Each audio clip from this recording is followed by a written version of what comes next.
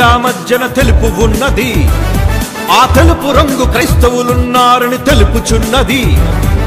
చీల్చలేవు నువ్వు జెండాని, తరమలేవు క్రైస్తవ్యాన్ని, క్రీస్తు లాంటి ఏ రాజ్యాన్ని చూపించలేవు ఈ భూమిలోని. క్రైస్తవులంటే ప్రాణం పెట్టేవారురా, ప్రతి దేశంలో క్రైస్తవుడే కనిపిస్తాడురా.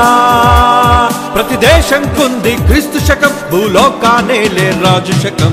క్రైస్తవ్యాన్నెవరు అంతం చేయలేరురా, క్రీస్తు సామ్రాజ్యాన్నెవరు అంతమొందింపలేరురా.